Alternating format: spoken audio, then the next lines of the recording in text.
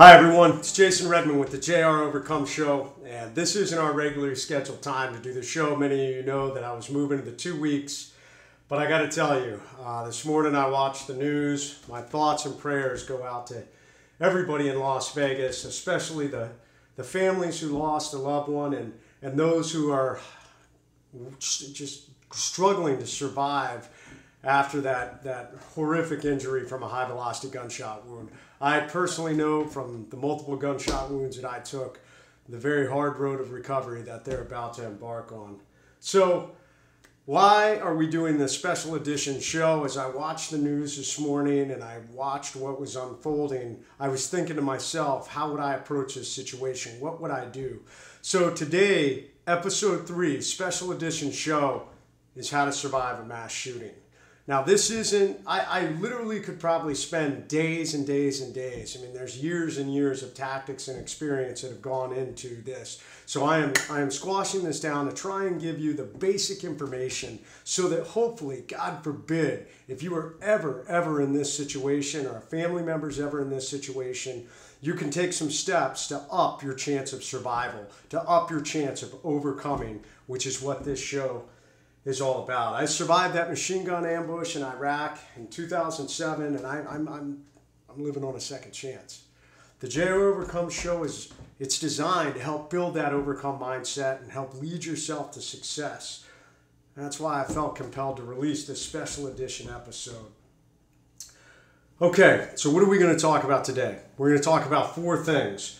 We're going to talk about recognition and awareness prior to an event.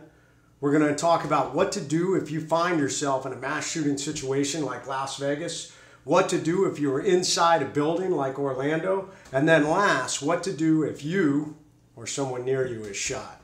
And I pray that none of you are ever in this situation, but it is crazy times we're living in. We are seeing more and more of these mass shooter situations, soft targets like concerts, like the nightclub. You got to think about these things. You got to prepare. That's half the battle in building an overcome mindset and leading yourself. So the first one I want to talk about is recognition and awareness prior to an event. All of us love to go to events. All of us go in buildings, schools, classrooms, whatever it is. As with anything in life, recognition and preparation will make the difference. So when I go to a concert or I go to a movie theater or I go to any kind of building, I make note of where those exits are. As I walk through, I think to myself, okay, if I had to leave quickly, I've got an exit here. As I get off the elevator, I look for where the stairs are on that floor if I need to move down those stairs. But no matter what, I'm always thinking about that if something was to happen, how would I get out of there? And oftentimes, when I'm in a movie theater, or if I'm at a concert, I like to place myself where I can be close. I can enjoy the concert, but if something was to happen, I can get myself and my family out of there quickly. And that's just proper planning and being aware. You got to maintain that situational awareness. So many people just walk blindly through life. They never see anything. And when an emergency hits, they are mentally not prepared. They haven't even contemplated it. And in those catastrophic situations, in that intense, high stress emergency situation, your brain is not going to work effectively. It's not going to sort through that problem if you haven't given a little bit of thought and preparation before. So that's number 1. You've got to mentally prepare yourself and you've got to evaluate the situation. Have that situational awareness when you go to places like that. Look for the exits. Figure out what your plan is going to be if something happens. All right, number 2, what to do if you find yourself in a mass shooting situation. The number 1 thing, the very first thing, you've got to calm down. It is going to be natural that in the minute that shooting starts, there is going to be a massive wave of terror that goes through that crowd. You're going to feel it in yourself. I've been shot at on multiple occasions. I've had bullets. Obviously, I've been struck by bullets, but bullets come so close. And you feel that fear well up inside you. And it almost feels like an avalanche that's crushing you emotionally. You've got to fight through that. You have to stay calm. Calm is contagious. The second thing, get down. So many people in those initial moments, once you recognize there's gunfire and that this is a shooting situation, get down. Get on the ground, on your belly. Bullets have a tendency to fly roughly the angle at what the shooter is firing. So most times they're moving about torso, head level. Obviously, gravity plays a part in the Las Vegas shooter situation this morning. He was shooting from an angled position, so that's going to change trajectories and the angles. The bottom line is this: if you get down on your belly, you are now only exposing yourself roughly a foot off the floor. That reduces the massive likelihood that you could get hit if you're standing up. So that's something you need to talk about. Once again, I want to reiterate, once you get down, stay calm. Keep calm and overcome. That is going to be the key. Panic will spread in an emergency situation like a virus, and it will create more problems than already exist. So do not blindly run when something happens. Do not just follow people out a certain way. Take a second to look. So many people will run directly into an unmovable object or an exit that doesn't work or whatever because they didn't take time to evaluate the situation. They didn't plan ahead. They didn't think about it. They're just blindly reacting out of fear. And the thing is, if you buy into that and you start acting with that fear, you could potentially incite a riot. You could potentially incite a stampede. Or, more importantly, you could actually be in a position of safety, and by blindly running, you're now exposing yourself to fire where you would have been safe if you had taken a second to stay calm and see what's happening. So, we have an acronym in the military that we utilize, SILS, S-L-L-S, and it stands for stop, look, listen, and then survey, and then you act. So, that is what I want you to do if you ever find yourself in that situation. You're going to keep calm, you're going to get down, and then you're going to look around there on the ground, and you're going to start figuring out, you're going to do your SILS. So you're going to stop where you are right then. Drop. Don't blindly run. Look around and see if you can identify where that gunfire is coming from. Also, the next step there is look around and try to find something to stop the bullets. I want to talk to you about cover versus concealment. Concealment means you are hidden from the shooter, but it doesn't necessarily mean you're behind something that'll stop bullets. If you're behind a fence, or you're behind bushes, or you're behind some thin-skinned object like a trash can, it is not going to stop bullets. Bullets are going to go through that. So if you are behind concealment, it's great that you're hidden from a shooter, but you need to find cover. And cover is termed as any object that will actually stop bullets. So think of concrete walls, Jersey barrier walls, the walls of a building can. A lot of people will hide behind a car. The problem is cars are actually thin-skinned and most bullets will pass right through. So if a car is your only point of cover, get behind the tire. The axle on the opposite side, obviously, of the shooter, the axle will actually potentially protect you more from the bullets. They won't travel through that area. So identify that cover, look for it, and be ready to move. The next thing you're going to do is you're going to listen. You're going to listen to that shooter's rate of fire. You're going to listen to see, are there multiple shooters? Maybe there's one shooter over here, but you don't realize there's actually another shooter over here. So stop, look, listen. Listen for the gunfire. You know, I watched this guy's rate of fire. He was going fully automatic with that weapon. I imagine that he had a weapon just like this because I was listening. He was going through about 30 rounds before there would be a break in fire. There'd be a short break. He would engage again. So I can tell you what was most likely happening. He was up there shooting. He ran out of bullets. He changed. And then he got ready to fire again. This situation, the best shooters in the world can change a magazine in probably a second.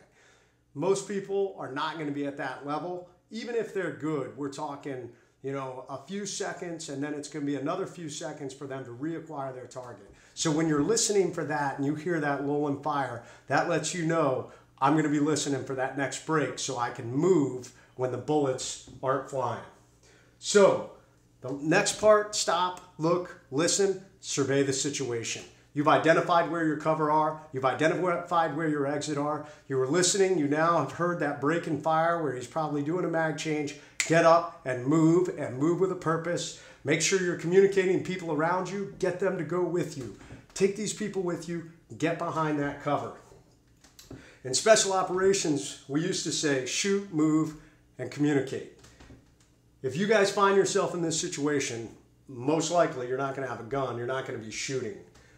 So what you need to do is survey, move, and survey. That's what I want you to do. I want you to go through that SILS. I want you to survey that situation at the end of your SILS. You're going to move with a purpose, and you're going to get to that next point of cover or exit, wherever it is, and then you're going to do another SILS. You're going to stop, look, listen, survey, and act. So when you get to that next point, you need to decide, okay, am I out of the threat? Am I out of the situation? Or am I still in this situation and still in the danger zone? If I'm out of the situation, then maybe I need to stay here and just wait for the rest of the emergency responders to take care of that situation. If you're not out of the situation, once again, survey what's around you before you move. Now, what to do if you're inside a building like in Orlando. If you're inside a building or a school, once again, know where the exits are. Be thinking about if something was to happen, where would I go to get out of this building? And then if something happens, immediately start thinking about moving to those exits. Do your SILS right off the bat. If there's a shooter, if it's anywhere close to you, stop, drop, look, listen, survey, and then act. If they're further away and you have the opportunity to move to those exits. If you are where the shooter is, and you're in that immediate shooting situation inside that room, look for that cover. Look for something that can potentially stop bullets. A lot of schools, a lot of buildings have concrete walls. Try and get behind that concrete wall. Try and get behind something that could potentially stop those bullets, and then evaluate. Look for that time, listen, so that you can get up and get out of that situation while they're changing magazines or reloading.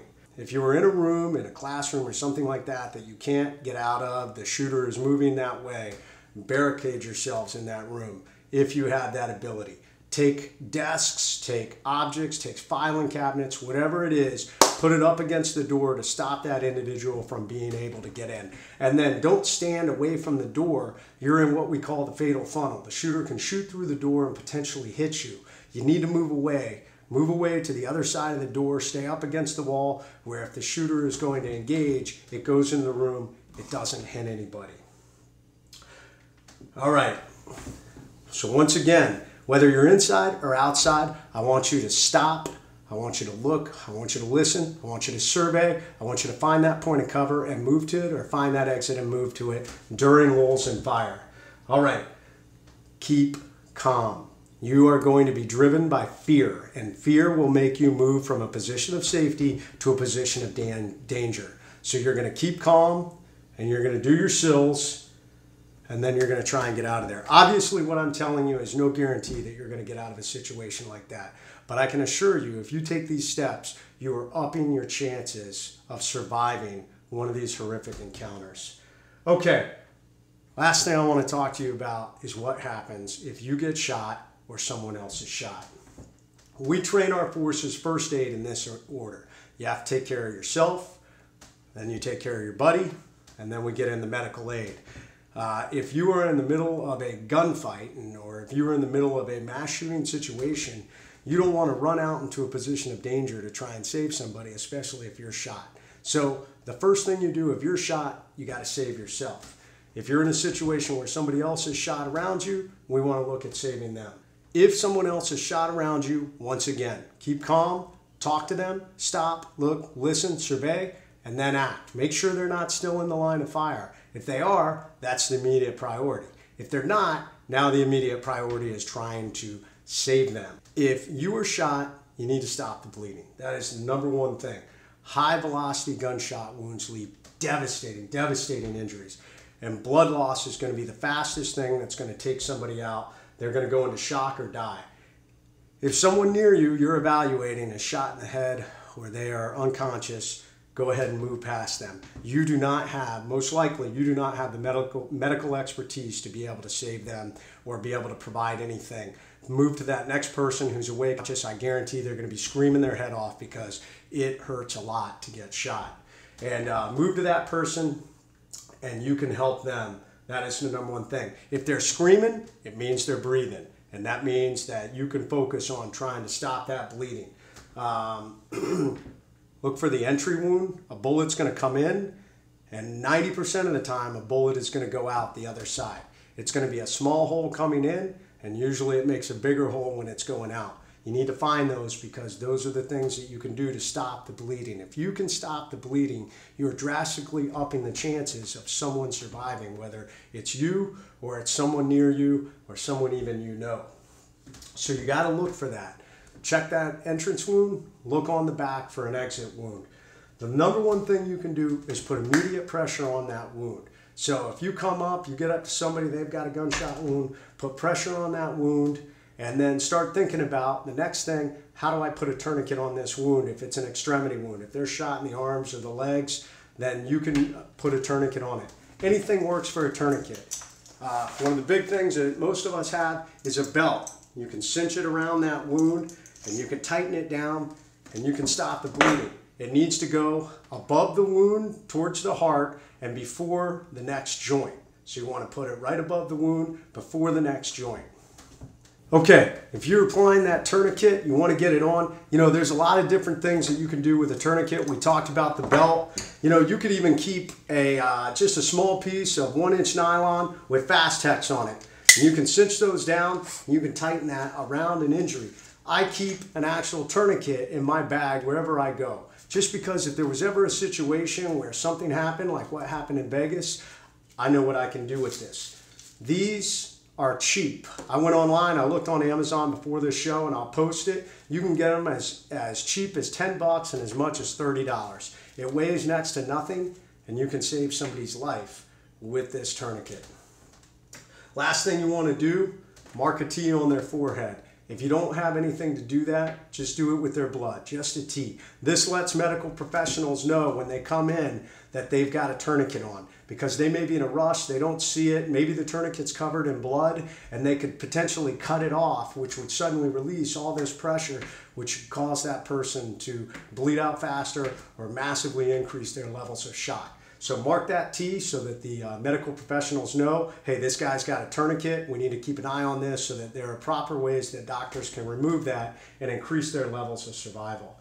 The last thing that I want to say is for gunshot wounds, ladies, what do you always have in your purse? Tampons. A tampon is a great thing to plug into a gunshot wound. It expands, it absorbs blood, and it will slow down that bleeding. So ladies, in your purses, you have those tampons. If you're in a mass shooting situation, people are shot, you can use tampons to stop that bleeding and save people's lives. All right, listen, I could spend multiple days on this topic and things you can do to survive. The bottom line, you've got to maintain good situational awareness anytime you go into any kind of event, building. Yeah, it's unfortunate we live in a day and age where you've got to think about these threats, how to protect yourself and your family, and how to overcome. Know the exits. If a situation develops, keep calm. You've got to keep calm. Calm is contagious. Remember SEAL, stop, look, listen, survey the situation, and then you act. All right, guys, I wish I wasn't doing this show, but I've lived it. I experienced it, and I felt so compelled to try and provide information that hopefully someday can help somebody else. My thoughts and prayers go out to all these families who are grieving right now at the loss of a loved one. My thoughts and prayers for those who have sustained these gunshot wounds. They are incredibly painful. It will be a long road to recovery. Reach out to me if you have any questions or comments for the future show, jriOvercome@icloud.com, or tweet me at JasonRedmanWW, and make sure you hashtag the JR Overcome Show. Okay, Overcome Army, we will pick up with the regular scheduled JR Overcome Show next week on October 13th, and we will get back into how to develop the Overcome mindset. I want to thank all of you for the great feedback that you've been providing me on the show, and I'm going to be taking a lot of those comments into account for future shows. So I wish all of you the best. God bless the future of America, and remember, there is only one path forward, and there is only one motto: I overcome. Okay, Overcome Army, until next time, lead always and overcome